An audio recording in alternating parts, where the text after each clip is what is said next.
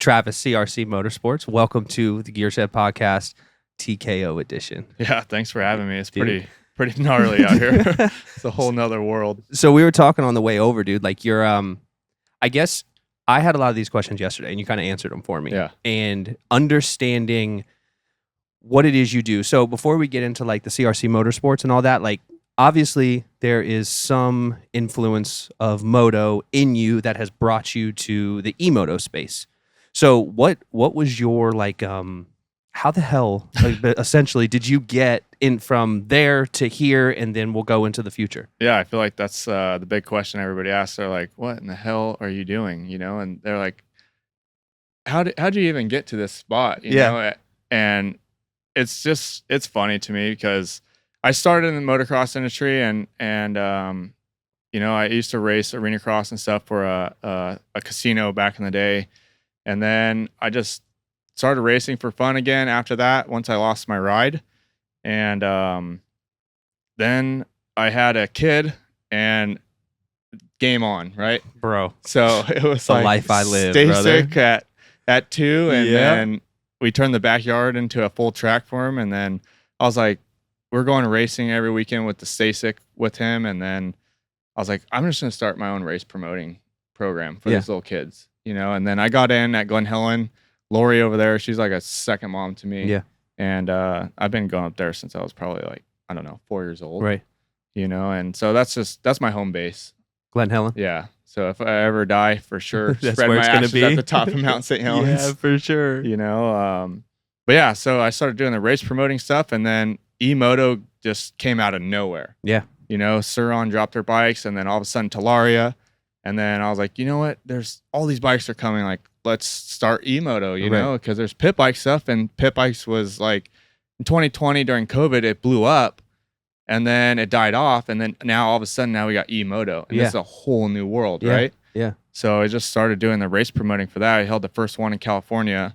And I think we had like, I don't know, 15 riders. And we're like, oh my God, this is crazy. Well, I mean, if you think about that, like even now, so on the East Coast is like always behind the West, right? So like right now, if we held an E-moto race, it's hard to get a good amount of people there, right? Like, I mean, obviously the right promoter that knows the industry would probably help that out tremendously. For sure. However, like you have getting 15 people to your first race, bro, that's a win. I know. And then I was like, all right, we can do this. Yeah, You that's know, like that's can, that light bulb. Yeah, and then we're like, we can blow this up. And then I just went from there. And then all of a sudden I got a hold of Gilbert when he was at E-Ride, and we started putting a little race team together, and all of a sudden it just started taking off from there. Like everyone's like, oh my God, look at all these E-Ride. Right. And then like, we want to race for you, know, everyone was blowing us up. And at the time I had riders already, you know, picked out at the time that were killing it.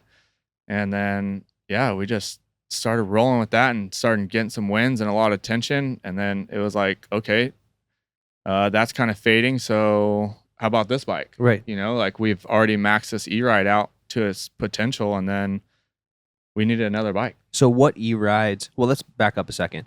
I know what you mean when you say Gilbert and all of that. So Gilbert is the founder or one of the founders? He was part founder at E-Ride Pro at the time, and he was the face of that company, you know, and, you know, everybody knows Gilbert as E-Ride. That's where he started, and he did a great job pushing that company and blowing it up, and then took off and started Altus. Yeah, so that's the point, right? So, like, Gilbert went from E-Ride as their face, then he went to Altus to build his own bike, and that's the bike that everybody asks about all the time. That's, like, really seems to be quite elusive, to be quite honest with you. Really and hard the to E-Ride, get. you know, back then was like, holy shit, this is a super fast bike. You like, it just blew the Talaria out of the water. Right. You know, and everyone's like, oh, the MX4 is just ridiculous over the Suron, right?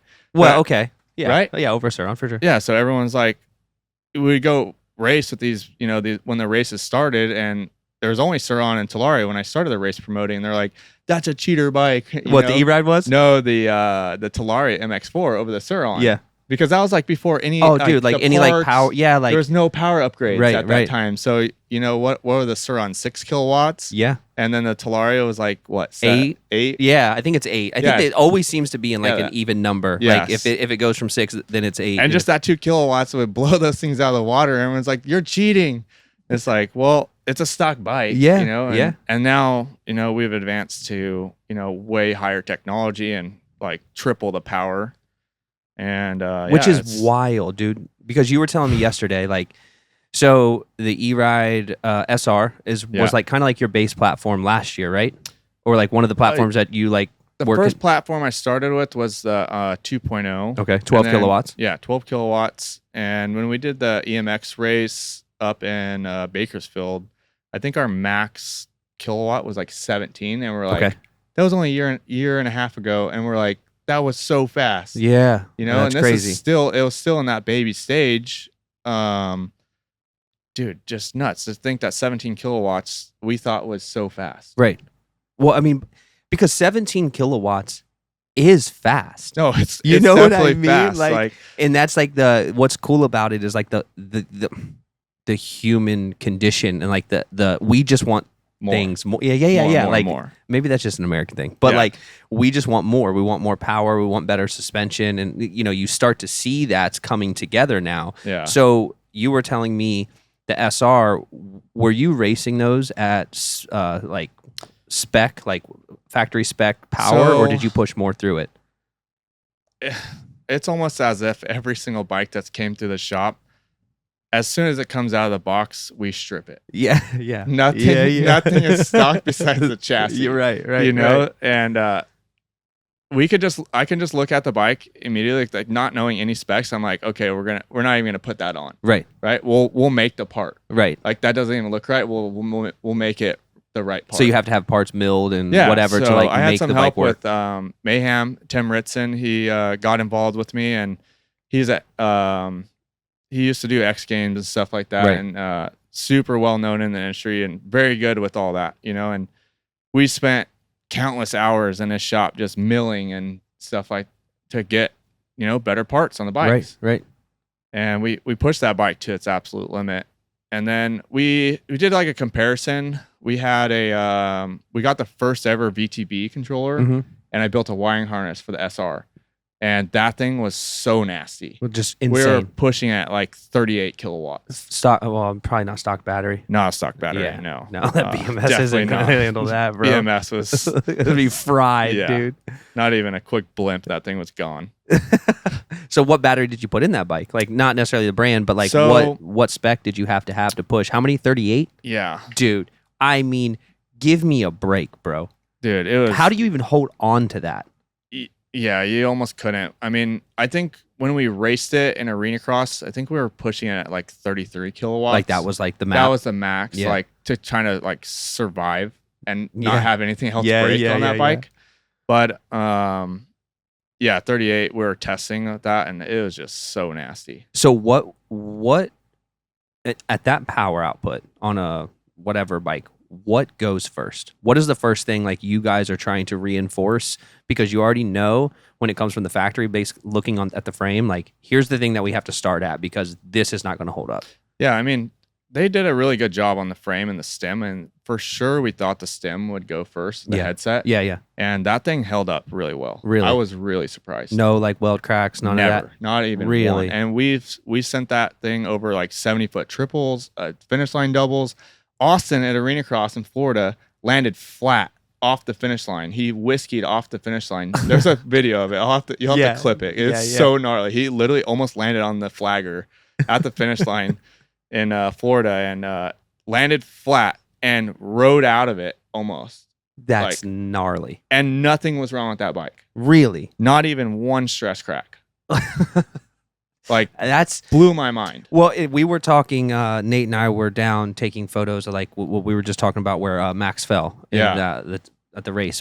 And there were like some dudes sitting behind us, and they were like genuinely interested in the bikes and like what they are, and that's what I told him. I was like, dude, like the Chinese, bro, like they've came a long way. Like I gotta put some respect to it because like these bikes that are coming out right now, like there's the one, what's his name, the dude, Dirty Bike, Caleb. He's racing the Red Bull looking Ultra. Yeah. Dude, completely different swing. Like everything is different. Like it's just this crazy contraption of parts that makes this bike tick. But like most guys, my point is like most guys are on stock frames. Yeah. You know, like Tucker, Max, everybody is on a stock Ultra B frame right now. Yeah. So it would be cool.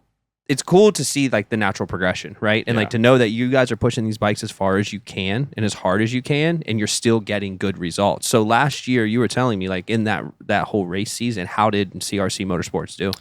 Good. I mean, the first championship race that we went to up in Bakersfield, I think we took home 11 championships. Okay. But man, that was an insane 2 days straight. I mean, I it felt like just it never ended, right? With parts and the whole purpose of going there was to test those bikes and getting data back. Like, how far can we push this bike? Right. Like, these bikes are capable, but how capable? Right. And we went in there and parts broke, but man, I'll never forget. I have the most respect from Kevin from Warp 9. That guy is so amazing. Every time we go racing, I'm like, I have to call him like 2 days before. Like, dude, get it ready. And he just ships parts overnight. And I don't know anybody like that. No. Like, dude, you can't call somebody and just have parts overnight. Well, it's not, and like, that dude specifically, that's gnarly as shit to be able just to do that, right? But it's because there's not an ulterior motive yet. This industry does not have an ulterior motive yet. There are, I'm sure, I don't know them all, but I'm sure like the major manufacturers hate each other. Yeah. That's fine. I don't care. But the community is together. Exactly. Right? You can go to any tent and anybody will help you with a smile on their face. And like if you blow a chain or a sprocket or something on this race and somebody else charged ECR, us, anybody has that part, they will just give you that part. Handing it to you. And handing it to you. Let's get it on your bike and let's get you back on the race. Exactly. Like, because I still think like the infancy stage is that E-moto is such a small, tight community right now. I mean, like the crowd of people that we have with us right now are the pioneers. The literal pioneers. We're the ones traveling and doing this all together. Like, we are the group, pioneering this industry right now. And it's all friends. It's all love. Nobody has any animosity. Like, everybody's helping everybody. Cirrus is literally rebuilding everybody's kit as they come off the track one by one and putting brand new, fresh rebuilds on their bikes. Like, and obviously for them, it's a business play, but still they're supporting the community. And it doesn't matter whose team you're on. It doesn't matter what bike you're racing. How many bikes are on the TKO race that have like some 98%. Fucking proprietary backwoods engineered fucking triple clamp to make it fit the forks, and like they're like, all right, we're gonna race this thing. That's epic, dude. And I'll back up. Like, when we were at that championship race, I had never met any of the guys from Grit Shift, and they flew in. I think Josh flew in from like Colombia or something, and he didn't even have any sleep. And literally, bikes were breaking left and right in between motos, and literally Rusty and Josh and the rest of the crew literally just didn't even know them. Didn't even say hi to me. They came in my pit and literally just grabbed tools and started wrenching on all my riders' bikes. Like, it was a full factory deal going on in there, and it was insane. And that's what I was saying. I'll never forget Kevin, because he was like, what do you need? And I was like, told him, and he took off running, and all I remember is parts being thrown at me over the pit rail, and like, literally, like you're a stripper. And that was insane. Like, that's why I have so much respect for that guy. And then back on the Cirrus thing, those guys are just on another level. Like, our bikes for this weekend got delayed 2 days, and somehow I pulled it off again, but it worked out. Our bike showed up like 45 minutes before they got there, right? They had already planned to come in and retune our bikes for this event particularly. And they got there, suspensions off for them, and boom, they already had a game plan. All the shims, valving, everything was out on the table, ready to rip. And they're just boom. Boom, boom, boom. Suspensions back on the bike, loaded, and they're gone. Well, it's like, nobody's seen it, and like, I didn't get any footage of this, and that's something that I am going to do when we go back over to that area, is because like, just watching like everybody, the community working together, and Cirrus just pumping oil out of forks and like rebuilding them and popping them back in bikes. Like, they have so many people don't understand like the unity that is involved at like this race in particular, right? Yeah. I'm assuming it's similar in an arena cross. Like I haven't been to one personally yet. But like to see everybody come together and just like push this industry forward, and it's all to bring better bikes to the people watching this shit. Absolutely. Like that's the point. Like of course it's a business, there's money to be made, all of that good stuff. But like the point is we want to put the best performing bikes in people's hands with real life experience and see what they can actually accomplish, because most people probably don't know what TKO looks like, and it's gnarly. Yeah. I rode qualifying yesterday, and it was something else. Of all the races I've done, that's on a whole nother level. And that's not like your style, right? Not really. Yeah. I've done a lot of off-road stuff and single track and stuff like that, but when you get into those big rocks, bro. I mean, it's like King of Hammer rocks out there. That's such a great example, because I think a lot of people know King of Hammers. Yeah, I mean, that's literally like running backdoor or running Turkey Claw that's up in there. Like, dude, that's some shit. It is some shit. Yeah, and they're pinning it through it. Like it's they don't even like, and that's the crazy part. So at that first battery drop area, what's that corner called? Oh, there's that corner. I forget what it's called. Have a map. But there's that first corner where everybody has like an opportunity for a battery drop. Yeah. And what's cool about the questions that the guys that were asking me when we were just sitting there taking pictures, like, how far can they go? Like, do they have to change a battery in the mid race? And I don't think I think maybe one person swapped a battery. I don't necessarily think it was they needed to. One of our buddies that's with us, he's running the Altus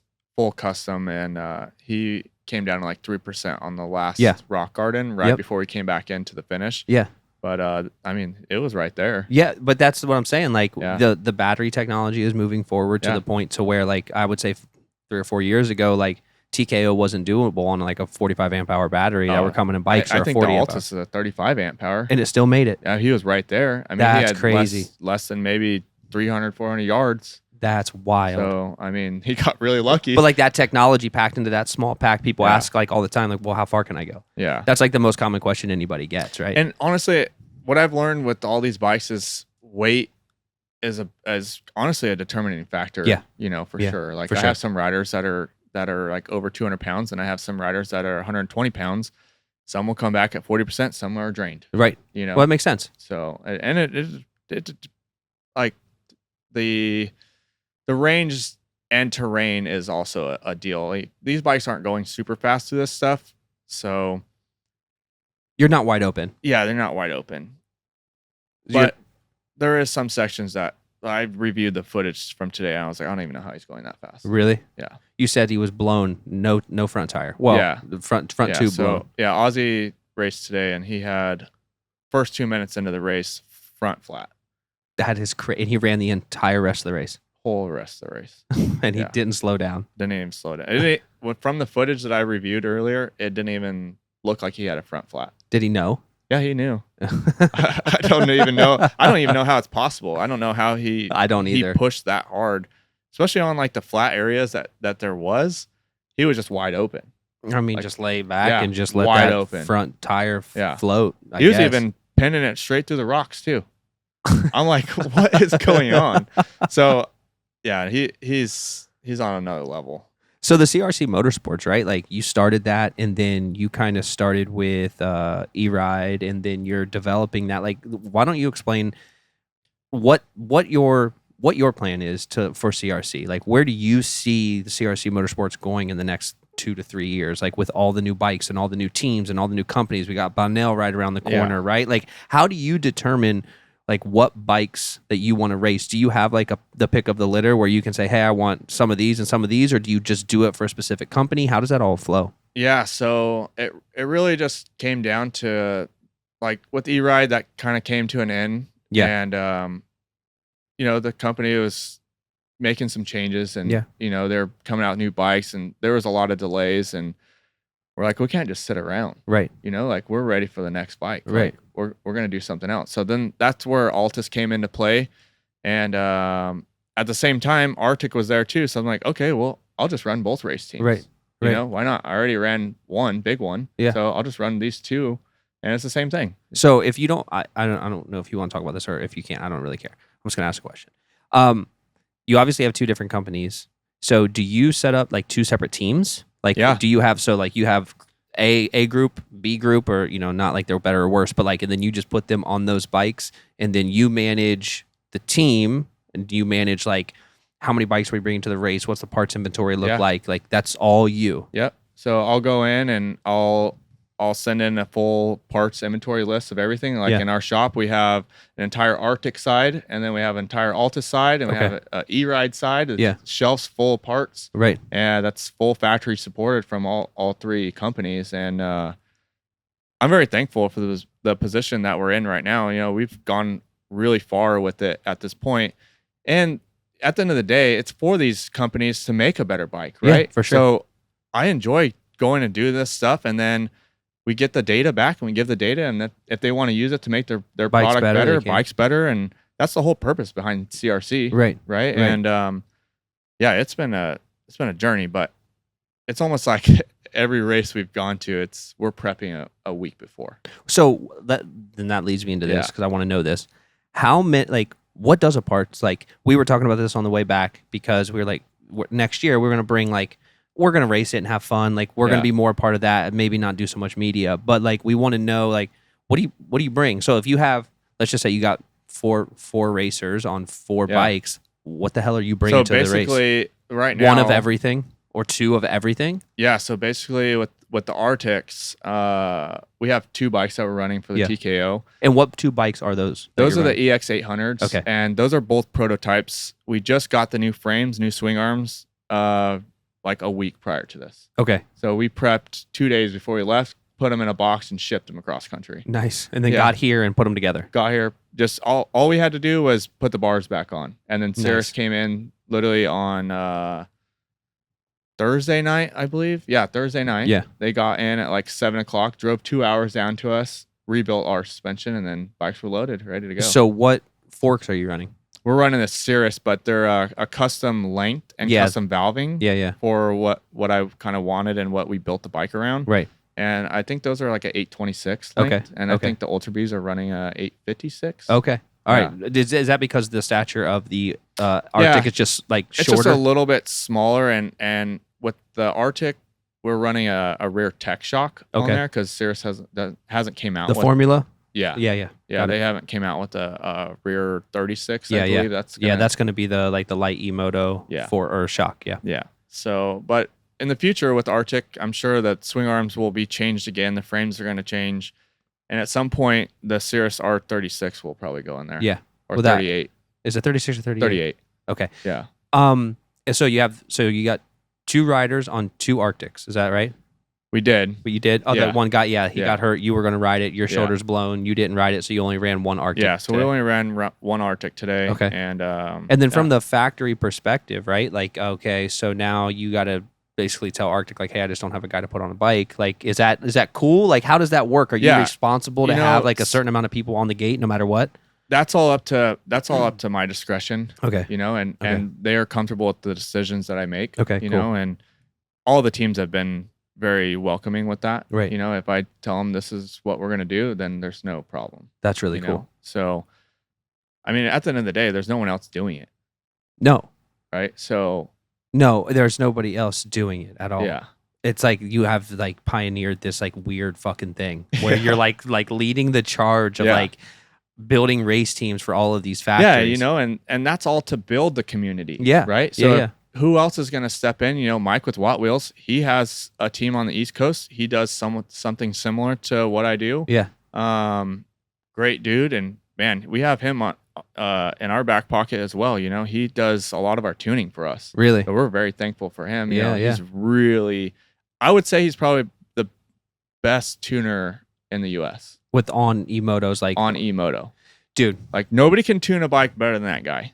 This is hands down. So here's what I was talking to Jason from Bunnell, right? Yeah. And we were just like spitballing like stupid ideas while we were sitting there waiting for riders to come through that rocky section. And this, I don't have the time, capacity, or technical expertise to do this, but that guy or someone very similar to him, this leads me into a deeper thought or conversation. But the initial thing is like there is no, if one guy or one company made a series of 30 tunes, right? EBMX, Ventus, whatever, like different race specs, or it doesn't have to be race specs, but like, because the E-moto industry is so technical and it is so new. Like a lot of people don't understand how to tune the bike through the controller and through the app and like all the throttle so curves. Much technology in there. Well, it's like tuning a race car. Yeah. And like that, it's great that we have the ability to go on our phone and like start messing with stuff. Yeah. But like, how many people really know what the hell they're doing? Exactly. They don't. You can really go backwards. Yes, like really quick, and you can mess a lot of things up. Yeah. And you're not the bike is not performing. You're pissed off. You think the controller's bad. Like this was a then dumb you're blaming investment. the company and everything. Yeah, you're ripping them on fucking Facebook Marketplace or whatever. Like, so one person builds a series of 30 or 40 tunes and just sells the tunes, $10 a pop. Like, here's the tune. This is what you can expect out of it. Here's a trail rider's tune. Here's a moto rider's turn. Here's a hard enduro. You know what I mean? Like, and just provide that. That's like a hole in this whole market that doesn't exist yet. And that's the thing that we've been doing with all the bikes, right? We get them fully tuned to where we think that is, perfect for the conditions you're racing. Yeah, right. So we can have a different tune for different, courses, or different riders at the end of the day, and they can put that data together, and then here's we're going to take all that and we're going to go with this tune, and that's going to be your baseline production tune, right?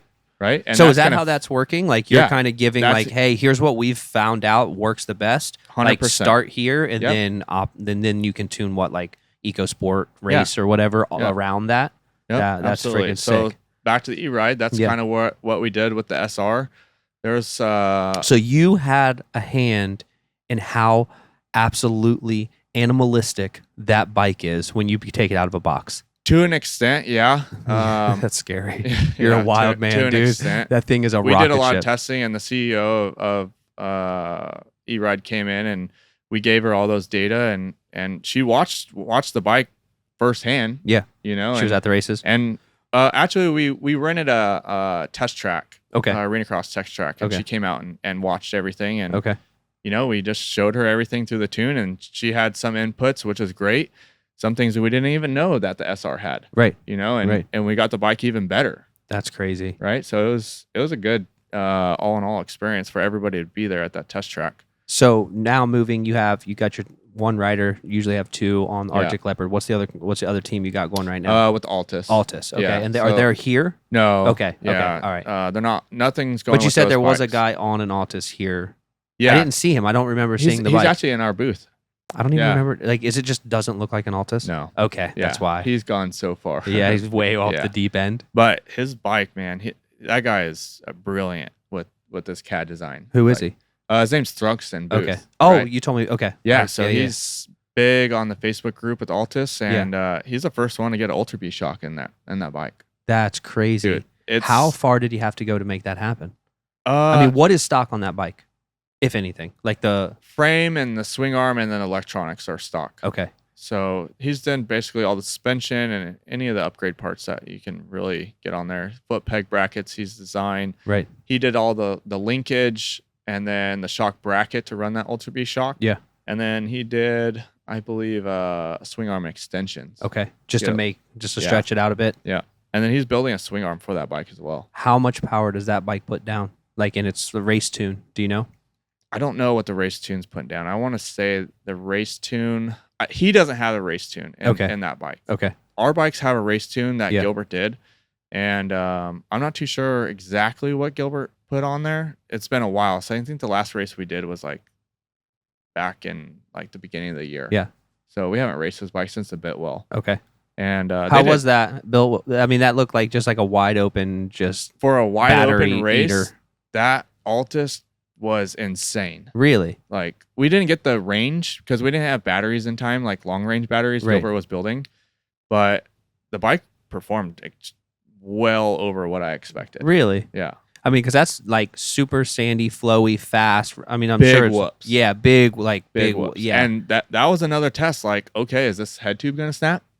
Like, we're smacking whoops, like, at 60 miles an hour. That's insane. And with the Sears stuff on there, it soaks it up, dude. Soaked it up. That is, dude. What? So the Arctic Leopards you have right now have Cirrus on them, right?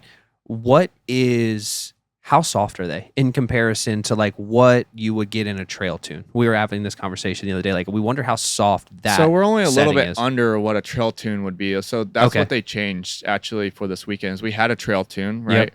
And that trail tune kind of went back to like, it almost was a right setup for the desert. Yeah. And it worked really well. The Arctics killed it in the desert. And same thing with the Altus, same tune. Yeah. That's actually the same exact fork. It's just Really on 2 different bikes. Yeah. Yeah. And how that worked out, I don't know. But those lengths, everything that we designed with Cirrus was precise. So what can be expected, if you can talk about it, like the next progression for?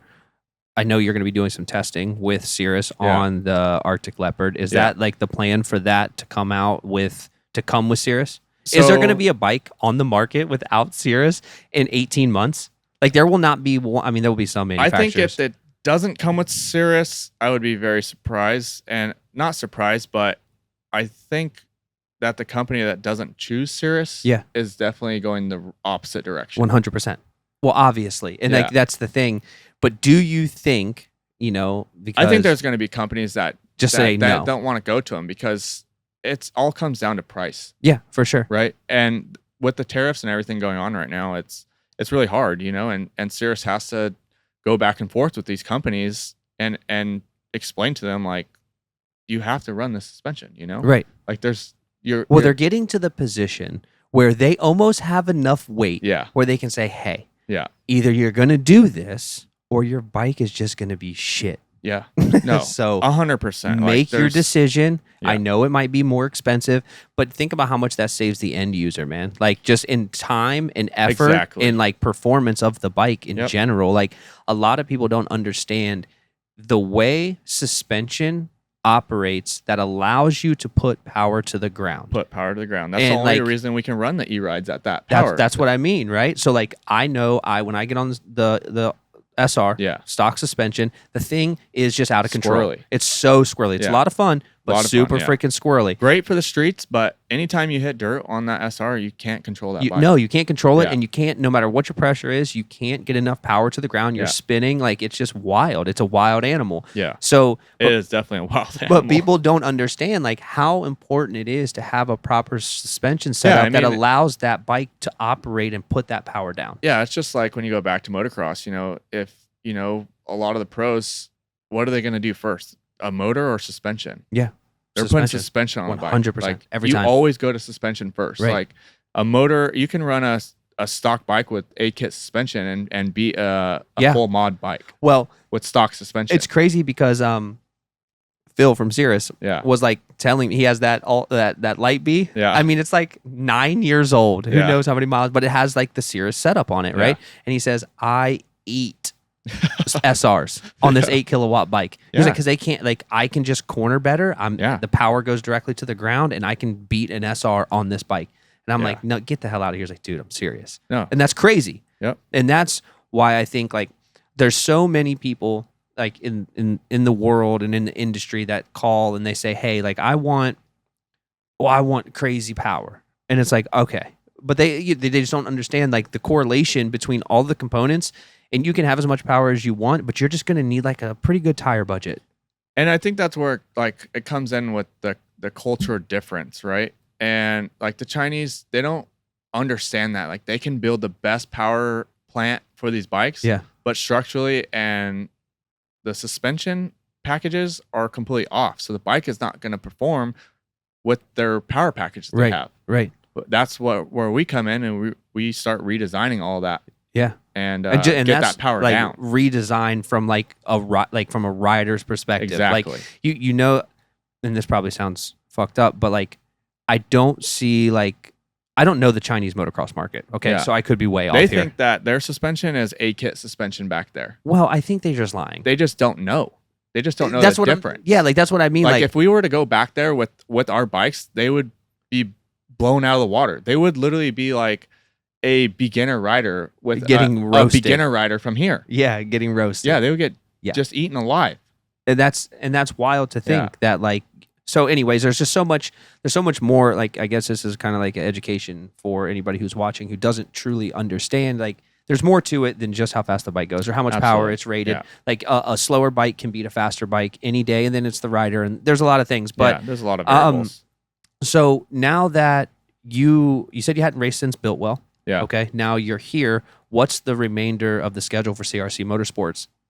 Like for the summertime, or do you just like go right into arena cross from here? Yeah, so hopefully we'll probably do some west or East Coast arena cross again, and we'll get the bikes dialed back for that. And the next race is October 4th at Glen Helen. That's the big one. Yeah. So why don't you talk about that? Yeah, so I'm helping Mark with Von Cat. He's the promoter, and like I said, Glen Helen's my second home, and we're down here in SoCal, right? And that's where the E-moto is at. Yeah, is down in SoCal, and well, I think that's like it's just everything how it is. Starts in California, and then it blows up from there. Yeah, for sure. But I mean, being here at Red Bull TKO, I've never seen so many e-bikes in my life. Dude, it's wild, right? Everybody's here. Everyone. Yeah. If you're not here, like if you're not representing, like if you're on the East Coast and like E-moto is your thing, like this may not be like E-moto in terms of motocross, but like everyone's here. Everyone. Yeah. It's epic. So that's now that like, okay, so you're going to do some East Coast stuff. Let's talk about the Glen Helen thing. Like, what does that look like and how do people find information on that? Because so if you follow the CRC page, there's links on there for the registration through Von Cat, and he'll be posting more stuff, and we'll follow along with that. And I think everybody's tagged in there, and just getting as much exposure as possible and bringing as many factories in as possible. There's a lot of factories here today, right? And I'm sure there's going to be more at that race. Yeah. So it's a good opportunity for any of the other amateur e-moto guys to come out and make it happen. But is it funny? It's funny to me, but it's funny that there's also a lot of factories that aren't here. Yeah.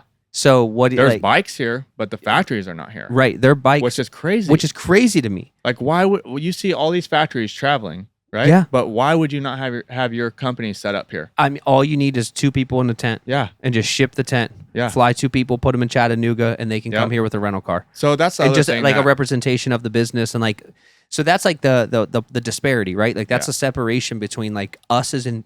I think there's like. The reason this industry is so vibrant right now is because it's all packed with people who are true enthusiasts. Like we all ride. Everyone rides.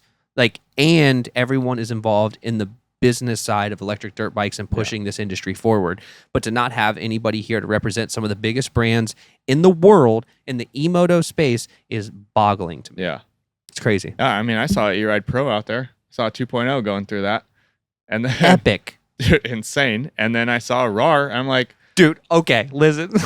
Like, what the fuck is going on right now? That's what I said. And it's an old RAR. Bro, I literally... Okay, listen, I have a slight beef with RAR, but it's not like a beef. It's just, I really hate how they do they like, when you buy bikes from them as a dealer, you have to like pay for each bike individually for shipping. It's like this crazy shipping cost that should, in my opinion, should be built into the price. I just think it's a bad model, and and then they want us as dealers to charge the customers a couple $100 extra of like freight and dock fees, like all the bullshit that like dealerships do, and I don't want to be part of that. Yeah. But anyways, the point I'm saying that was a caveat, but it's funny as hell because I saw that RAR and I'm like, no fucking way. Going through this shit. No way that I would ever in a million years put myself on that bike and try to do this. And it did it. Yeah, it went through it. It did it. And it was the old model. It's not even the new one. No, it wasn't even the brand new one. I don't know if you know, but I do all the videos for RAR. Do you? Yeah. Sorry. I'm just being The honest. new 16 kilowatt bike? Dude, it looks really good. I did that video. Did you? Yeah, that's my nephew on that bike. Really? Yeah. A lot of people don't know that I'm behind a lot of those videos. Dude, what's so funny, and Nate and I were talking about this too, when you spend a lot of time in it and you see everybody, like almost every single company is represented by somebody who not only rides, but has some type of media background, whether it's photography, videography, whatever it is. Everyone knows how to ride, everyone knows how to run a business, and everyone knows how to make content. Yeah. And I think that's one of the things, like, I would have never fucking known that had you not told me that. That's crazy, I've done like, dude. I don't know, 6 videos and directed like probably almost all of them, actually. That's hilarious because like you're like, I'm this guy who rides, I'm an enthusiast, I have the CRC Motorsports where I fly around the fucking country and work with all these factories and bring all these races, and then I also shoot video for like, that's great. Like, but that's how, That's the way of the world. But that's why everyone's like, what the fuck is this guy doing? Dude, and that's but what they don't know, like, Yeah, I'm yeah. behind all that stuff, and I don't expose it, you know? I No. keep it very private and not on purpose. No, you know? well, it's just, like not necessarily like the only like really appropriate time Yeah. to say what you just said is like right now. But that is so epic. So tell me about the bike. The RAR is 16 so kilowatts. that 16 kilowatt bike, I actually got to ride it first before my nephew started filming. And dude, that thing it rips. Really? The geometry feels good on it. I was super surprised. Yeah, right? I'm Because- surprised to hear you say that. Because I had the first RAR, like before I even got in with RAR. Like I had a bike way back when I was working with another company that was trying to white label with RAR. Yeah. And God, dude, I was like, what is Is this this thing? What is this? Right? Like, how could you even build something like this? Well, they Like, showed up. Where did this even come from? Well, they showed up at the shop and they brought their trailer. And the dude John, shout out to John from RAR. He's like a really nice dude, and he's just trying to get super his solid. bones, dude. You Yeah. know what I mean? And he brought a bunch of bikes over, and like, and I rode them all. Like, I was really only interested in the Mini because I think that's like the one that has like it's the coolest looking, anyways. Yeah. But I was like, it's really hard, but it's a really good portion of the segment that is like less expensive. Yeah. And there's people out there that don't want to spend $5,000 like on an E-moto, Yeah. right? Or they just don't have it. So it had that, but like I was in that same position. I was like, you know, I'm used to riding like whatever, like Yeah. better bikes, and I was just like, I don't know if I want to like how long am I going to sit on these? So it's crazy to hear you say that bike has like some serious power and like some good ergonomics. I was just like, my initial thought when I got on it, I was like, this is like finally, guys. Yeah, Right? yeah. Like how long have you been? How long has, like, why did this take so long to get Right. to this point? Right. Right. And I like their business model where all their models look exactly the same from the Mini all the way up. I love that business model. Well, just think about how easy it is from a manufacturing perspective. Like, Yeah. yes, the size is different, but you know exactly where everything goes. Yeah. How many of those bikes share the same exact bolts, the same exact swing arms, Yeah. the same exact everything? So you start getting into like E-Ride brought the Mini out, and like I'm a big small bike, like little bike enthusiast. I really like because the pit bike industry, like you said, was blowing up, and Yeah. I don't know if it is. I don't pay that much attention to it, but I It's feel like starting it's to come kind back of around. Is it? Yeah, they're starting to come back around. Tony Alessi just put on a pit bike race at Glen Helen, and it was pretty big. Was it? Yeah. That makes sense for out there. Yeah. That makes sense for out there. SoCal But all day. all day. Yeah. And even East Coast Or guys like Colorado, honestly, is huge. really? Yeah. Well, it's like funny because like I just like the small bikes. It's fun. Like Yeah. you can just get on a small bike, you can throw like a half helmet on, Yep. and you can still send like good jumps. Well, it's a and, like, 50-50 shot. You're either getting really fucked up Yeah. or you're going to have a great time. Yeah, one of the two. Yeah. At least and they're just fun bikes, dude. Yeah. So like I really like from what you were saying, like I really like their small bike, and then just from a manufacturing perspective of being able to keep everything like in a very narrow window just Yeah. makes your life easier. And the E-Ride Mini, like E-Ride, it's such a pain in the ass because like they have so many different components on so many different bikes. Like Yeah. they're starting to trend towards like trying to like throttles all the same, like Yeah. screens all the same. I mean, it takes a long time, to be honest, to Yeah. work out all the bugs. And I feel like we were behind, helping work out those bugs.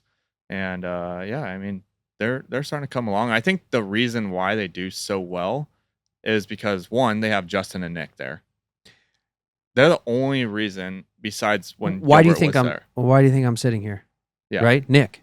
Yeah. Like That's crazy. it's crazy, right? Yeah. Like those dudes, they grind. Yeah. And they put that company on the map, Yeah. whether they get the credit that they deserve or not. Yeah, like I don't definitely know. not. Like yeah, like it Definitely probably not. doesn't. Nobody really knows them unless you're like dealing with them direct. But yeah, those guys, they handle business. dude. And then like And they have the shop in the U.S., right? Nobody has the shop Nobody. in the U.S. nobody Nobody. that just has support Yeah. here, right? Yeah. Like granted, like Justin right now probably wishes he would be hit by a train because like they're like really limited in their help. So like every day we're trying to get issues worked out. Like Yeah. the one thing that we figured out is like the warranty piece of this business is so massive. Yeah. So those dudes like pioneered like getting this and having that United Yeah, States they built the system. literally. Yeah. And it's not perfect, Yeah. but it never is going to be. Yeah. But being able to have something that is local and you can call and They're the only ones. they're the only ones. Only ones. the Yeah, they only pioneered ones. that entire system. And I think like with the whole, in my opinion, this might be unpopular and I don't really care, but like in my opinion, like Talaria choosing to go through a single outlet yeah. doesn't It's really hurting them. It's killing them. They're like, they are literally falling behind in every category. Don't get me wrong, the Komodo's coming out. Will that make it to the States? Who knows? And if it does, it's only going to go through one place, and that's the only place that you can get it. Well, look at the MX4 is dead. Dead. MX5's dead. Dead. When I did that video with Sarancer, I don't know if you saw the video of the hill climb with the Altus. No. Oh, yeah. I did see that. My son watched it. Really? That was me. Dude, you're like a fucking ghost, bro. You're always around, but nobody knows. Nobody knows. If you watch that video, you play back. I was like, please blur me out. Like, I can't be in this shit. But like on the drag race, the last one, and then you guys go up that big ass like washy hill. Yeah, so we went up. That was so fucked. That hill was horrible that day. But I was like, okay, like a lot of people were being controversial about it with Sarancer and everything. It was like, oh, that he cheated and this and that. Like, well, that's just fucking people on YouTube. When I was there and actually when I did it, I was going so slow. I rolled in because it was so dry, right? And I had a stock Altus tire. I was like, I could loop out right now. Yeah, literally. Like I was literally on ice, right? Yeah. So I let them rip out, and then in the video, it looked like I took off faster, but I was just cruising to get around the corner, and then I punched it up. And dude, well, it's like it's just lack of innovation, man. Yeah. Like it's complacency at the end of the day. It's just complacency because it really sucks that you see all the shit happening behind the scenes that we see with Suron, right? Yeah. Because at the end of the day, they're the pioneer, dude. And like the Ultra B is like such a fucking beautiful bike. Yeah, and it's so dialed. And it's like why can't they make the Light B something similar to that? They can. Yeah, they can, but they won't. They won't because because they're complacent, dude. Like I think it's just like I said, a culture difference. You know what I mean? 100%. They don't know the culture here, and it's not even like they don't. It's just about the dollar. Exactly. It's all about the dollar. That's right? all that matters. And you know what? It is what it is. But they're like the forefathers of the industry because 100%. Everybody calls like an emo. Like it's crazy. Everyone calls Suron it emo racing. It doesn't Everyone matter calls what. him a Suron. Like, oh, is that one of them there Surons? It's like, dude, what? And he's like, it's an E-ride. What the hell's that? It's like, well, it's like basically a Suron, but better, or what? However you look at it. Exactly. It's like Stasic, Yeah. Stasic did the same thing, and all the kids' bikes. Like, is that a Stasic? No, that's Orion. Yeah, or it's this. Yeah, that, exactly. But it is a Stasic. Like, so that it's not like, is that a Talaria? No, is that a Suron? That's or is that one of those Surons? Not. In Talaria, like they just like same with Suron, they can make the Light B a lot better. I think it doesn't have. They did make it a little better. They have everything in their hands, and they did nothing with the new update. 100%. With the 2025, right? They could have had the best bike on the market. 100%. And threw it in the bag. Yep. And then the same with the Ultra B. Like I get it from the perspective of like, well, let's just do like small minor upgrades to like make it more purchasable. So like those 24 guys are now like, man, I want a 25. Like it's not a huge leap in power, but it is a lot more power. Yeah. And it is like the frame, it feels better. Yeah, and at the end of the day, you got to think it is cheaper probably to buy the new bike than it is to do the upgrades. 100%. Yeah, I mean, listen, my Ultra B, right? Ultra B is probably like $13,000 right now. Yeah. Like that's more than the Stark. And like my Stark just sits in my garage, dude. Yeah. And if I'm going out to ride a bike, like I'm just like, do I want to fucking manage the Stark today? It's just because heavy. Once you go to the Stark, it's a whole nother game. It's like, okay, I could probably really get fucked up on this. Or I can go ride the Ultra B and like get fucked up, but like I'm walking. You're manageable. Yes. Exactly. Yes, dude. And that's why I've kind of stuck with all the mid-size bikes, to be honest. Yeah. And well, that's the largest portion of the market. Yeah, mid-size. Yeah, mid-size. Like, and you can be a full-grown man and get on the SR and put power down and have like a blast. Oh, dude, a great time. My favorite bike out of every bike I've ever ridden is the E-Ride Pro 3.0. Oh my god, dude! I think everybody is on that game. Dude, it is the best bike. Best bike. It has like the perfect amount of power. It's not too squirrely. If you want a little bit more, you can get it. The suspension isn't bad. Right? We put that EXT on, but like the suspension isn't bad. The ergonomics are good. I love the fucking tires. The tires are the best. Like I have fallen in love with riding those tires. I ride it on my turn track, you can bro. Go anywhere and ride. Anywhere. And they don't wear out. No. You don't have to buy new tires. Dude, it's that bike. When somebody comes in for a 2.0, unless they're like younger, right? Like I just try to say like, listen, like this is the bike. Like the 3.0 is the bike. Like literally a minimal thing you have to do to 3.0 is chain drive, and you never have to touch anything. Ever. Yeah. Ever. It's such a great bike. But like that's the thing, like Talaria, like the 3.0 was like competing with the MX5, but it's not even a competition anymore. Yeah. And then like the 2.0 is like mopping the MX4 and like what is left? The triple X. I mean, Who now, even rides that? Nobody dude, even buys those. You know how many fucking calls I get for that bike? Really? Dude, I'm like, what? What are you gonna do with that? I don't. Well, then I don't know. Yeah. It's cheap, dude. That I feel like that's the way kids can talk their parents into like a motorcycle because it's like what, like $3,000 or some shit. Yeah. I don't know what it is, but and a lot of kids that don't ride probably want yeah. They just want like a small bike, and that's like the cheapest entry points that they know about. So it's like it makes sense, and they're smart with that. Like that's a huge portion of the segment that's kind of missing right now. But you have like the RTRs that kind of really fill that void. If they just once that 420 goes on the RTR, I don't understand why it's running a fucking bicycle chain. I know it's like I know. just put a 420 on. I know they are, but like how are we still here? I don't know why that even happened from a production standpoint because they already know better. I don't know. Right? Well, I mean, with the those chain, guys already know. They're moto dudes. Yeah. They're not like business guys. Yeah. Like they're moto guys. Like I mean, it had to come down to a factory decision from one of the engineers in China. I guarantee. Well, yeah, it had That's to the be. only way because anything in China, if you talk to any of those engineers, everything is impossible. Really? That's their motive. It's impossible. We did a 15 mil jack shaft. You told me about that. Yeah. Right on the E-ride, it's like impossible. We did all the linkage and brackets to run Cirrus, impossible. You welded and braced the swing arm, impossible. Like I'm not even joking. Can we change this technology in the controller? Impossible. Right? Like that's their motive with everything. Everything is. But why do you think? But why? What's your perspective? Difference? They just don't know. If they were to live here, like most people, you know, nothing's impossible anymore. Nothing. And like you can get the shit done. Right. You have the infrastructure. Yeah. You have the know-how. Every single resource possible. Here, you can go back a couple steps and then like just make it better. Yeah. Yeah. So CRC Motorsports putting on the race at Glen Helen. Like, what if somebody wants to race for your team? Like, how does, like you mentioned the amateurs, right? So how does somebody get involved with CRC from like a racer perspective? Like, what do you look for in those guys for maybe somebody watching this who would want to be on your team? Yeah, I mean, a lot of it comes down to knowing people in the industry. Yeah. Right. I watch a lot of people. Yeah. You know, and I've known a lot of people growing up. Do you kind of like racing. go to them? Yeah, like, exactly. Hey, dude, like I'd like to have you. Yeah. Would you be interested? Exactly. Like my one rider, Chappie, he races with Stark all the time, and he became a really good friend of mine, and he comes in all the time and races. And nice. The guy's so fast. Yeah. Well, I saw him. Blows the doors off everybody. And yeah. But it just comes down to just knowing people, really. Okay. And now I've kind of touched into the freestyle stuff, and then doing Austin Rocha's freestyle bikes. I built his entire E-ride, and nice. He just got another 3.0, so I'm getting ready to build that for him. Because it's the GOAT. Yeah. It's the fucking GOAT. Yeah, we're going to put another VTB on that. Dude. That thing's going to be nasty. So let me hear your perspective. EBMX or VTB? I know it's not even about like we're not trying to cause a fucking culture war. I'm just curious. Not. Like I love them both. No, they're both great. We ran the EBMX for a while. They helped us when we first did the E-Ride team, and we're super thankful for them. But at the end of the day, with Olaf's technology, it's just off the chart.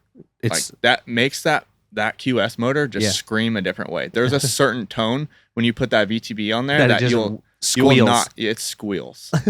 That thing's nasty. Yeah. Dude. So I mean and I just put the brand new, like I rebuilt the 24 Ultra B, put the Ventus on it. I haven't even got around to. Oh, you have a VTB on there? I just put it on. Oh man, dude, I was hoping Braxton would be here, but he's not. I was gonna make him come over, like, hey, like let's walk me through, like give me some good base maps here, because like I know how well you can fuck up a tune and like fuck your bike up. Yeah, we can do that. So I just want to look at it, like, all right, what do I need to? What's a good setting? Because it just depends how gnarly. Yeah, like the factory settings are like the lamest thing ever. I have to be in boost to even have fun. You know, so I know that's. Are you riding a chain or are you still on a belt? I'm still on a belt. Oh, you're gonna want a chain. Really? Yeah. Tell me why. Oh, that VTB will turn that thing up. Really? Yeah. But you just need the chain? I would recommend running a chain. Okay. You'll probably blow through that belt really quick. Really? Yeah. If we put a race tune on that VTB, it's gonna be so it's fun. Fucking gnarly. Yeah. I want it. Yeah. I want it. It's going to be something else. So what do you plan to do, man? Like, obviously you found yourself here. I know, like, it sounds like your hands are in about 1 million different pots. Like, what is like do you have a plan? Or are you just kind of like growing with it as the industry grows? I'm growing with the industry, but this last year I started working on just developing my own bike. Yeah. At this point, I have gotten so much data from all these bikes. Yeah. It's time to just take that on. Yeah. That's like not like a small job. Yeah. So I started it last year, and then I started working with Altus quite a bit, and I was like, I'm not going to do it, you know? Right. But now I'm like at this point where I could probably build something really, really good. What would you do? Conversation we had previously, Nate and I, was about like, what are the things you give a customer out of the box, or give them options to have out of the box to make their buying experience better? Like kind of like the Stark philosophy, where it's like, we just build the best shit and you don't need anything else. Everybody's I can talk about a little bit of stuff, but I don't want to put all my No, stuff I'm just out asking, there, like, I if have somebody some pretty crazy shit that I'm working on. So if somebody was like, okay, you have like an Ultra B style, like we're just gonna go mid-size, right? That's what. Yeah, I'm gonna start with the mid-size. Yeah, like a mid-size. Like, would you do like? Do you think it's advantageous from a consumer perspective to like give them the 1821, but then also give them like a different style of setup, almost like a 1619? Maybe that's too small for the bike, but like give them a bunch of options, or like Costco effect, or fucking like a regular grocery store effect where you got 1,000 options. The plan I kind of pondered around was like, wouldn't it be sick if you can order a bike like, okay, I want it with 1619, like from the website, or I want it 2118. That's literally the conversation we universal. had. And I want a 80 amp hour battery, and I'm willing to pay an extra $2,000 to make it work. Right? So add-on. Yeah, like it's an add-on, and exactly. But it's available. It's available, right? And it fits the housing. Correct. Maybe you got to get a different battery lid, but everything fits. The connections are all the same, and that's all stuff that we can have ready to roll. Yeah, like you just have to have the parts available. And that's the other thing too, is a lot of companies do it backwards, right? They'll build the bike, and then they have to reverse engineer it. Reverse engineer it, but also you're waiting on parts. Yeah. Right. So I'll bring the parts in first. Right. Before the bikes get here, I'm making sure all the parts are here in containers. Right. Right. So they're ready to go. Yeah. Because the first thing people want to do is upgrade the bike. Literally. Yeah. Even if it makes the bike worse, that's what Jason and I were talking about. Yeah. Even if it makes the bike perform worse, they want to be able to fucking upgrade it. Yeah. And maybe they ran something on their KTM or their Sur-Ron that like they felt made that bike perform better, but it's going to make this bike perform worse. They're still going to fucking do it. Yeah. So why not support the aftermarket? I mean, any bike that comes through our shop coming straight out of the crate, stock parts never even stay on it. Yeah. Yeah. I mean, it's like the Arctic Leopard, that EX, that suspension, the stock suspension never even made it on the bike. Really? I looked at it and I'm like, nope, straight to Cirrus. And Cirrus built that shit trash so fast. Like, because they're pioneering, dude. But also, I think the reason Cirrus is so good and so fast and like communication and their ability, they understand what it takes to run a real big business at scale. Yeah. And they have that experience. Is what you see in the E-moto market is you have a lot of big businesses or businesses that operate at a high dollar value that don't have the experience and organization to run it. Like we ordered a pair of forks and shit. I mean, dude, the shock was at Nate's door in Arizona from Taiwan in 2 days. Yeah. How? Yeah. One day. But like, that's the shit that we're dealing with them, you know? And like that's why it's so good. Yeah, and it's really hard to choose anybody else. No, EXT is coming right behind them. Yeah, like, dude. EXT, I love the dudes over there. Cody and all of them, they're super solid dudes. It's just, they have some badass shit in the works too, and I think they'll do really well. Yeah. Because they have, really close to support as they do. Well, and competition breeds success, dude. Yeah. Like Cirrus does not like it's all Cirrus is telling you, hey, if you're running our fucking forks on your SR, put an EXT shock on. I'm the one that had to make that phone call. But did you?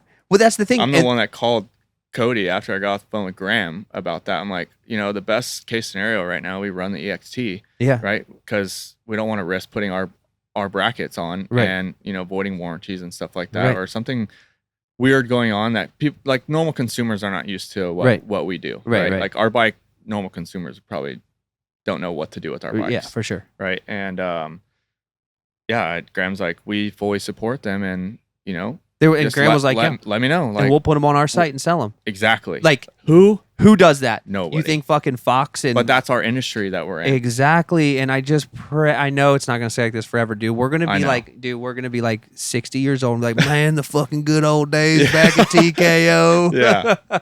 Everybody was friends, and they're like, but it's just not gonna stay that way, bro. Yeah. But I do think that we have a long road. like not E-moto has like a forever road, but like Yeah. I think like the industry and the way it operates and the way it communicates and works together, we have a good path forward. For sure. There will be somebody undoubtedly that comes in and is a complete douche, but the nice part is when that person comes in, everybody's gonna be like, get the fuck out. Yeah, get out of here. Like, dude, we're not doing that, bro. Yeah, we'll like, 86 them real yeah, quick. 100%. Because everyone, we're all super tight. And everybody just wants like the best for everyone. Yeah. And there's room enough for everyone. There is enough to go around. There are little avenues and little money-making opportunities in this industry that nobody has even cracked yet. Like, obviously, the suspensions of the worlds, the batteries of the worlds, the motors of the worlds. Like, we get that. Like, that's a core component, and it's something that you can build and sell and make money on. Yeah. However, like all the little bullshit, dude.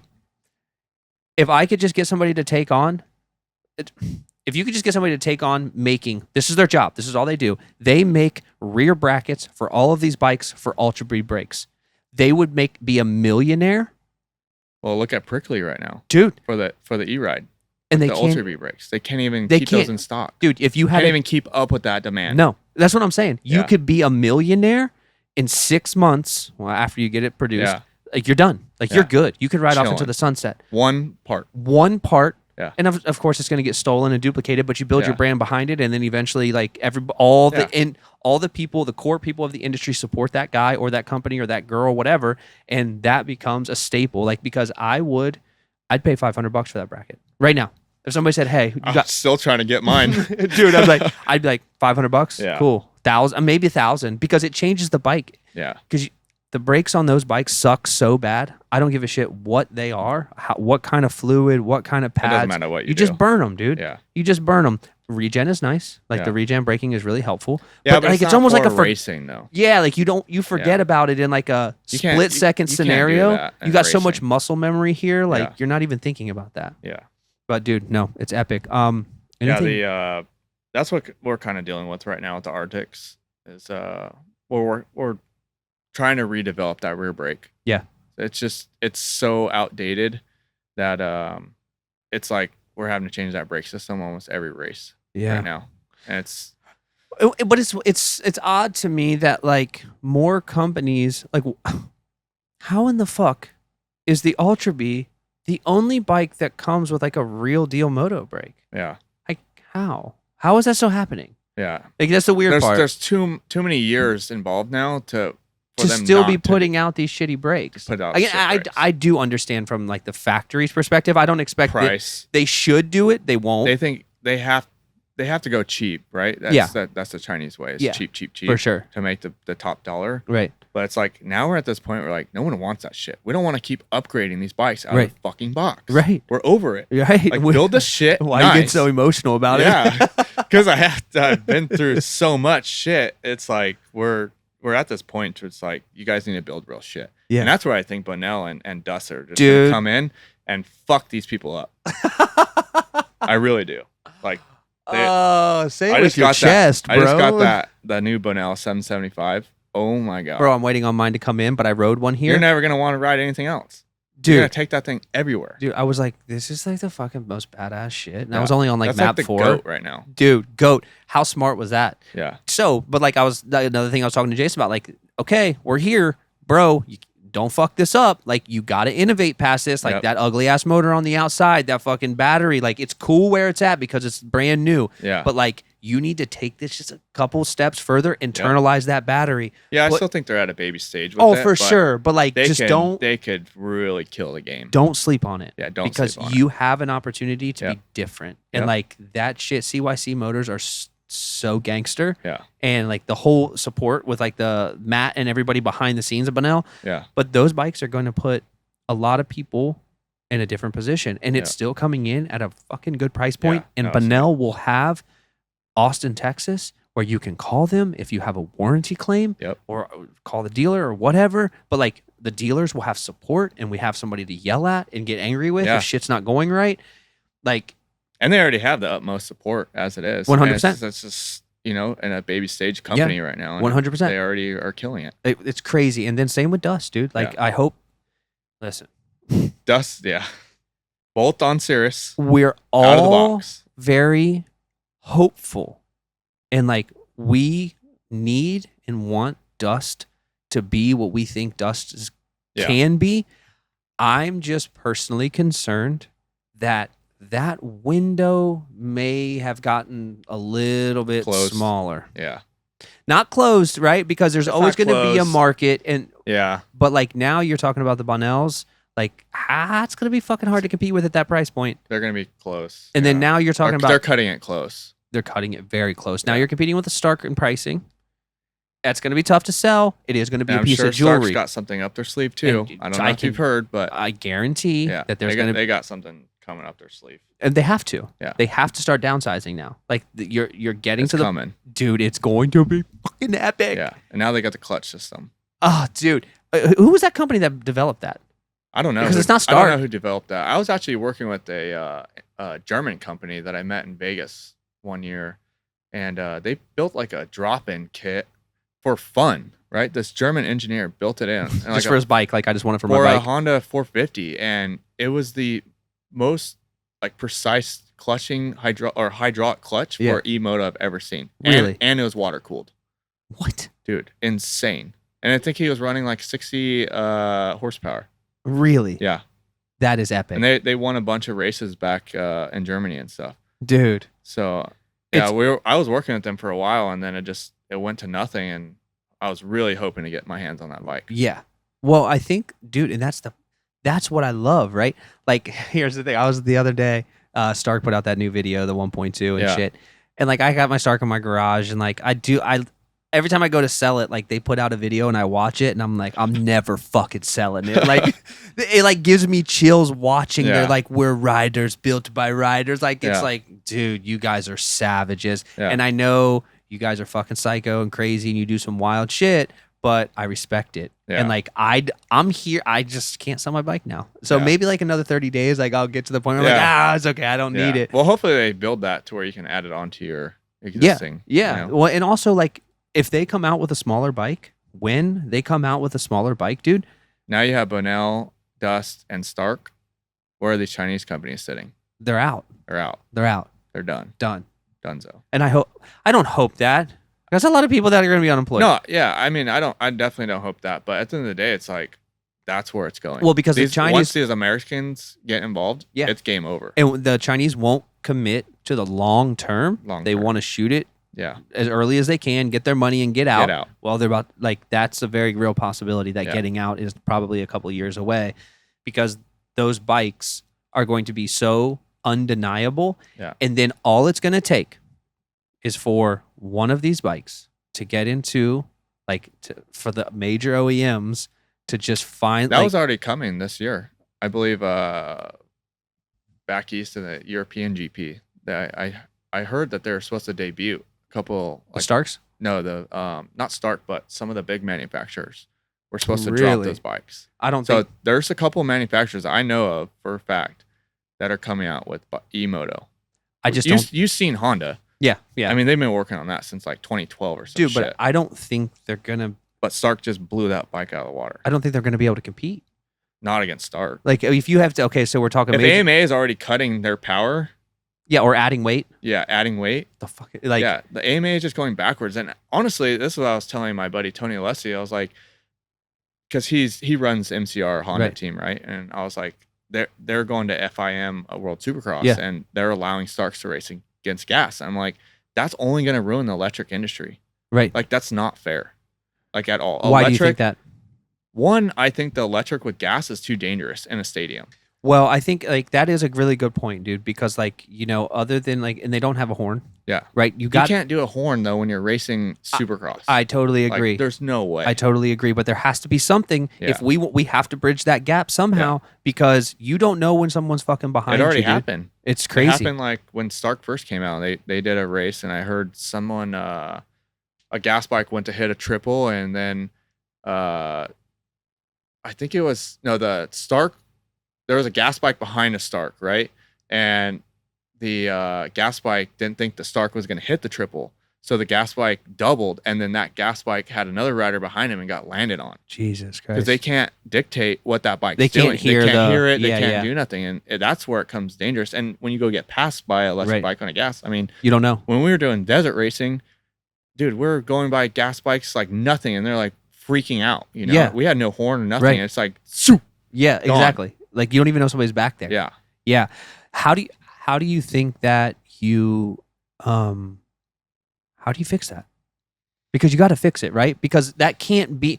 It's 2025. Like nothing's impossible. We can't allow that to be the thing that keeps these bikes from competing head to head. I think the FIM and World Supercross, I think they just need to have, like Arena Cross did, they had their own electric class for Stark.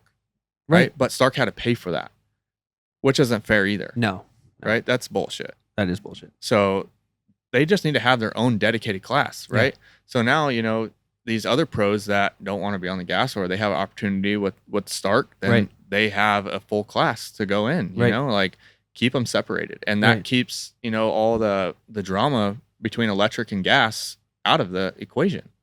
And then what do you think it would take if that's the answer, right? You just have like a fucking Supercross, right? Then they run like a extra program. Yeah, like they got like a Supercross class. They got like factories supporting these riders. Yep. They're getting paid. What do you think it would take? It probably wouldn't happen like with like money. How much?